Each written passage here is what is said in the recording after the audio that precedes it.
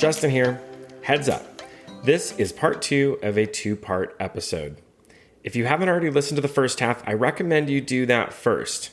And now we pick back up with Vanessa. Many years ago, when I would deliver a diversity workshop, there were these case studies that we would use, and they would be around, age or gender in the, male, female, kind of cis, I should say, kind of cisgender individuals.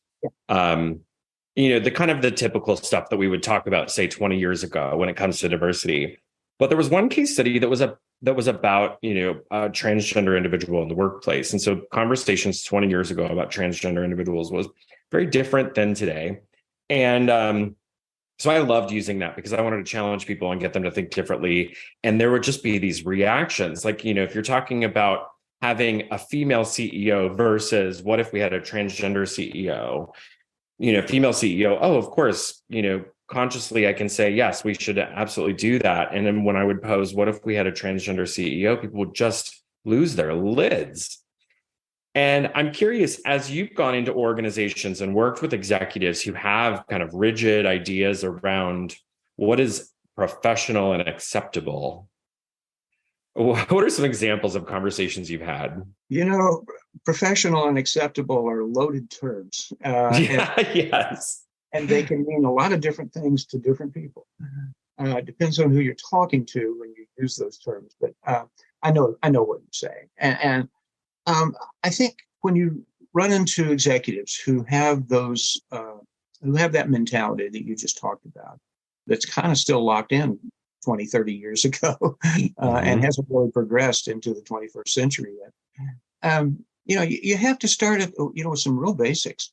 And one of the things I like to do is to get people to back up, maybe let down their guard a little bit, lose some of their stereotypes, and let's just talk about realities. And I give them, I like to have, well, I guess one of the things I always suggest is the way to deal with this issue is to become aware and to become educated. No real progress is going to happen until people raise their awareness level. And so that's what I spend a lot of my time doing, is creating programs and delivering trainings and, seminars and workshops that people can understand and can access, and that can give them a basic framework of understanding that will allow them to move past the old gender stereotypes. I said I wasn't going to spend a lot of time talking about gender authenticity, but I think this might be a good place to jump in for a moment. Here's my definition of gender authenticity, and I included this in my last book. Gender authenticity is the right of every individual to express their orientation and their identity without fear of coercion to conform to social stereotypes. So if we can get out from under that whole coercion piece, where we're forced to conform to social stereotypes, if we can get past that and allow people to bring their authentic selves to work instead of wearing some mask or creating a false persona or pretending to be someone they're not, if we can get past that, what that does is open us up to be our authentic selves and allow us to accept other people's authenticity as well, which again takes us to a whole different level in terms of what we're able to achieve as individuals and corporately. And I try to share that with organizations and say, listen, if we do this, your teamwork is going to improve. Your internal branding is going to improve. Your overall productivity is going to improve. And in all likelihood, your bottom line is going to improve.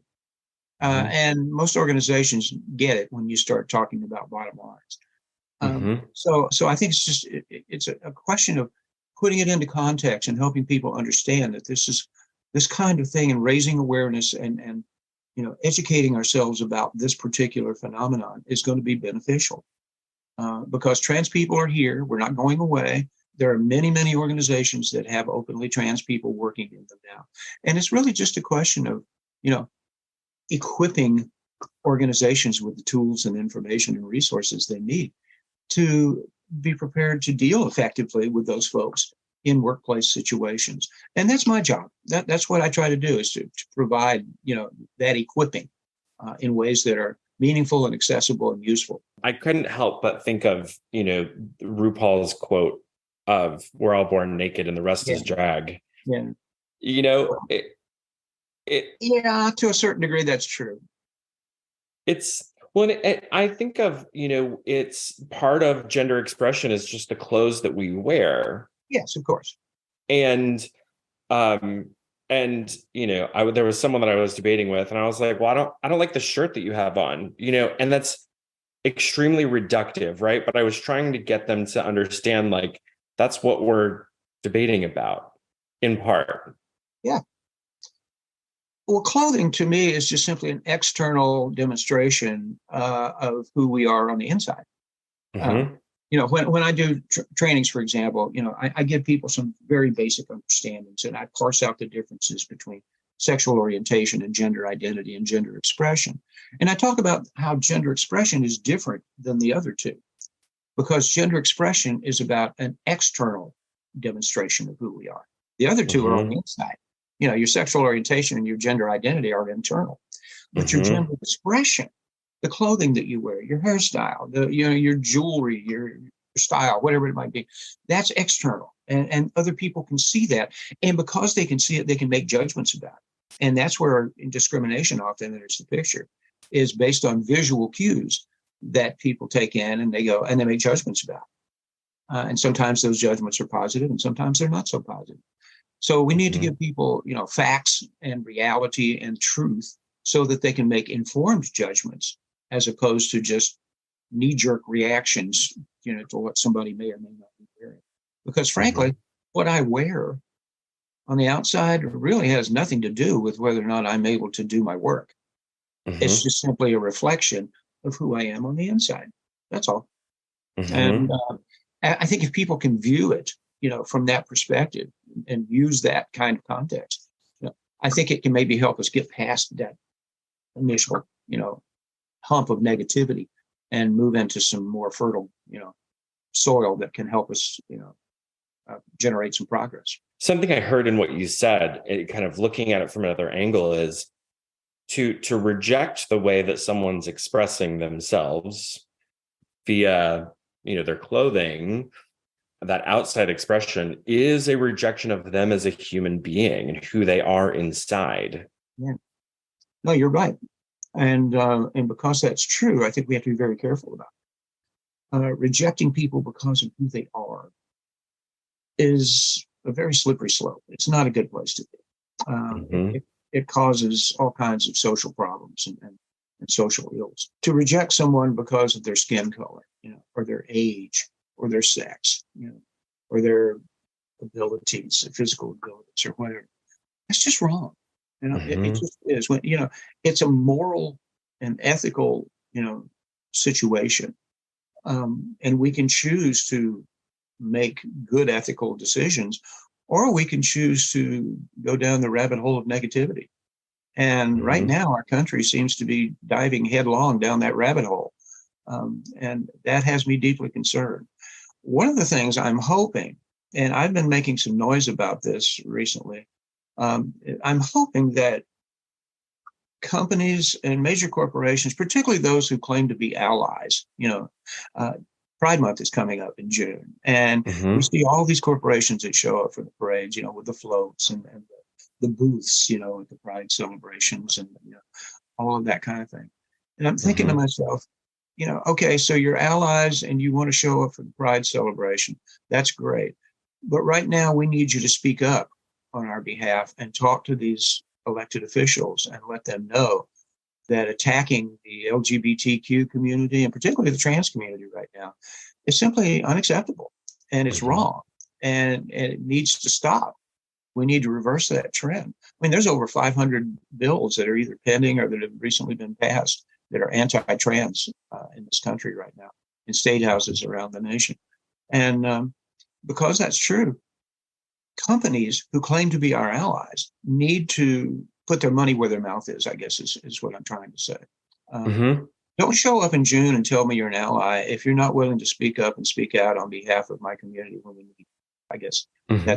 that's my take on that.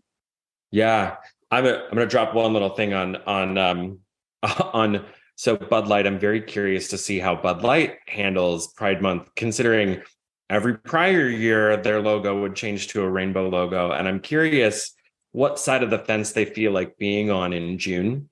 Yeah. We don't have to talk about that.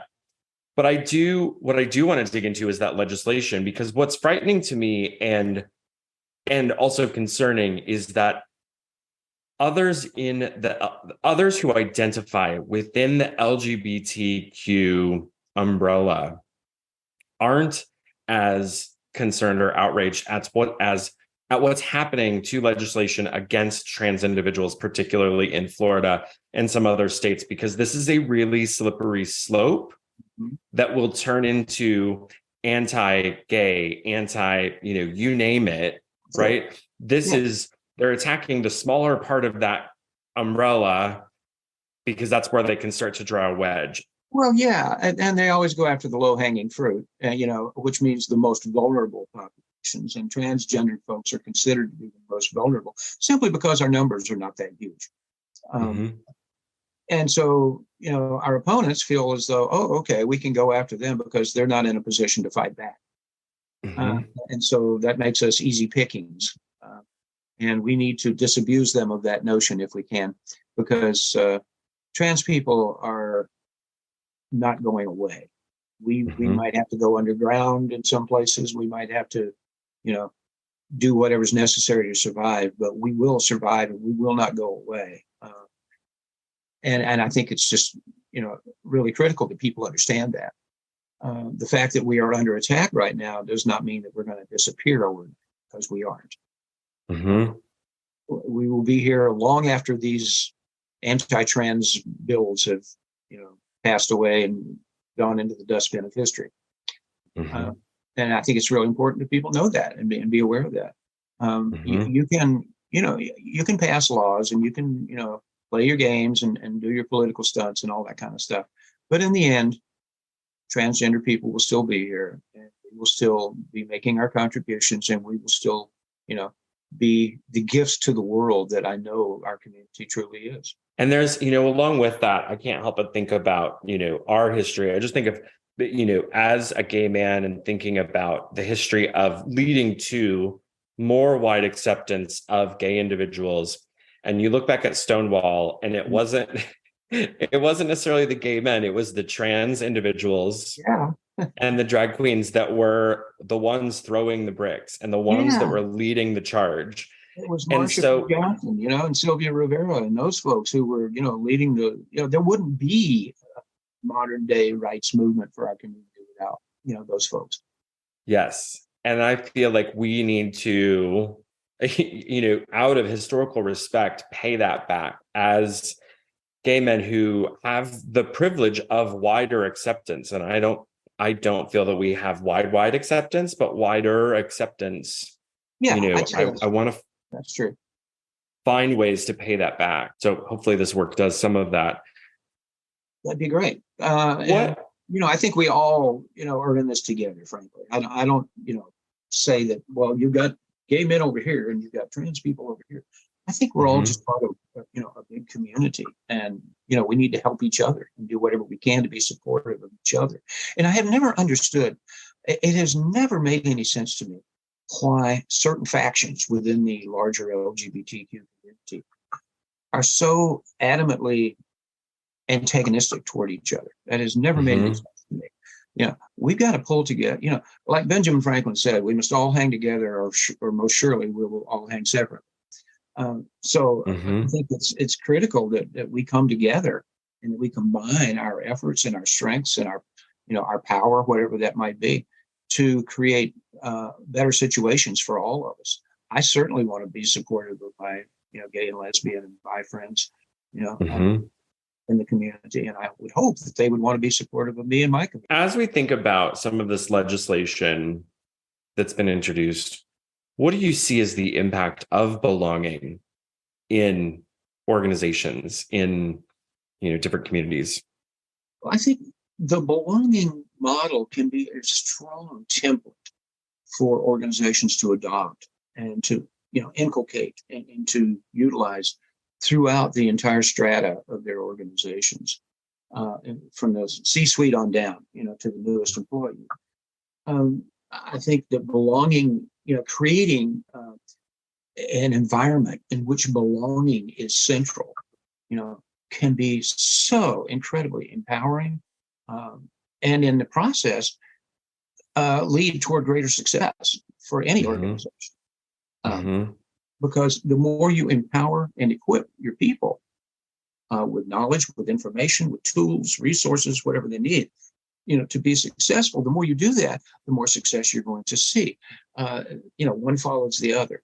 So I think that, the whole creating belonging model is really a great, tool to use in that effort, to move toward that successful, scenario that we'd all like to, attain. Thank you. Thank you for that. Oh, and sure. I think, if we look at the acceptance side, I think there is an imperative there for organizations to speak out because, hey, executive team, your people are under attack. Right? That's right. And I think that, if they don't do that, then they are letting down that particular, group of people. And if they'll do it for that group of people, then they'll do it for other groups of people. And so it's really a question of being consistent in terms of how you apply your values and your ethics. And what gets at the leader, gets at the executive leaders is that bottom line, right? And if people are feeling under attack, feel that they're in danger, they're not going to be showing up with their best selves and they're not going to be productive. Well, let me put it this way. If I were living in Texas right now, God forbid, but if I were, I would not feel comfortable as an out transgender person, working for a corporation in Texas, because of the overt attacks that are coming aimed directly at the transgender community by the Texas government, or Florida, or any of these other states that are passing, anti-LGBTQ laws. And if I'm not comfortable and I don't feel safe and I don't feel respected, then why would I want to stay there? Why would I want to continue to work, for a company in a state that doesn't respect me, doesn't protect me, doesn't appreciate me? And that's why I think you and I are so fortunate to live in states like Illinois and Minnesota that have, state governments that are protective of our communities. Sadly, there are a lot of states where people there are not so fortunate. And so I just think that we, need to make companies aware that if they're not supporting their LGBTQ, workers and employees and clientele, if they're not doing that, then they are potentially endangering their ability to be as successful as they might otherwise be. Is that simple? Yes. And supporting your LGBTQ employees is not just changing the color of your logo for a month. Hello. I tell companies all the time, hey, listen, there's 11 other months out of the year, when you could be flying pride flags and having, celebrations and doing events and that kind of thing. It doesn't have to always be in June. I tell companies, on June 30th, don't fold up the pride flags and put them in the closet for the next 11 months. Okay. You can do better than that. It's just really important, I think, to continue to let your LGBTQ people know that you have their back and that they matter and that you are willing to be supportive and that you are doing what you can to create a work environment that is as inclusive and as respectful and safe as possible. I did and let me just digress for a minute and talk about safety at work. I worked with a team in Chicago a couple of years ago. We did a survey in this organization, and we did employee surveys, and we did a number of in-person interviews. And we took all that information, analyzed the data, and came up with a number of different findings and recommendations and suggestions for the organizations. And one of the things we learned was this: 49%, almost half, of the people who worked in this organization said that they did not feel emotionally or physically safe at work. And I'm thinking to myself, that really ought to be a red flag. If half of Mm-hmm. your people don't feel safe at work, I'd say you've got yourself a problem here. So first thing you need to do is be aware that the problem exists. And secondly, you need to get serious about addressing it. And so that's what, I've been trying to help them do ever since, is address those kinds of situations. And that certainly is the case for people who are LGBTQ organizations. Mm-hmm. If you don't feel safe, if you don't feel respected, if you don't feel welcomed, then that's a reflection on the organization and the culture that exists there. Now, that can be changed, but it has to be intentional. And Mm-hmm. that's when people contact folks like me or like you and bring us in and say, hey, we've got a situation here that we don't think is conducive to, the success that we want. Can you help us change this? And then you go to work and you do what you need to do to try to help them make the changes that are not only necessary, but sometimes that are really hard. It's not all, you don't change a culture overnight. Mm-hmm. Cultures exist for a reason. They didn't happen overnight. They're not going to be changed overnight, but they can be changed. It's Mm-hmm. an incremental process that starts with education and awareness, and then you take steps from there. And so I think feeling safe at work, feeling respected at work, feeling included at work, feeling valued for who and what you are and what you bring to the table and what you have to offer. All of those things are key and they're critical. And the whole, creating belonging model, I think, is a reflection of how, we as a society need to think long and hard about those kinds of situations in our institutions, in our relationships, in our workplaces, and whatever it is that we're doing, so that we can live fuller, more productive, happier, healthier lives. Mm-hmm. Thank you. Thank you for Oh, that. yeah. And one thing that you said that I was thinking about was, if this organization, that you're talking about, Yeah. half their people don't feel safe, and then we wonder why nobody wants to come back to the office. Well, Well, I Vanessa, feel, thank you so oh, much for joining me today. what a pleasure. Um, Goodness. I so I want to make sure that you have an opportunity to promote anything, what are you working on right now that you want people to hear about, and how can we get in touch with you?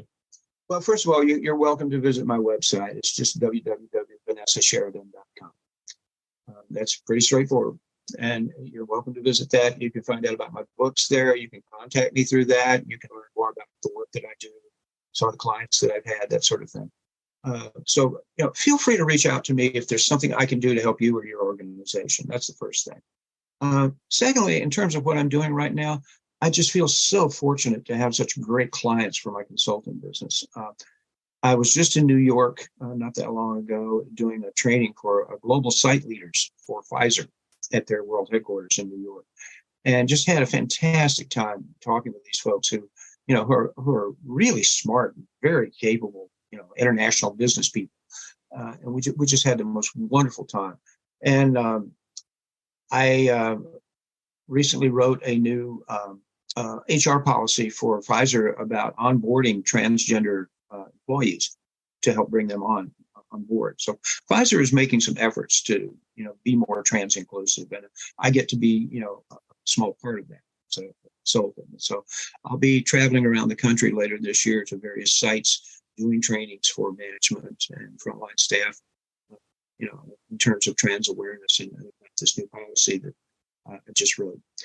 So I'm excited about that. And I'm also doing a lot of really fun, interesting work with Marriott International to help them improve their whole intentional marketing campaign to the LGBTQ community.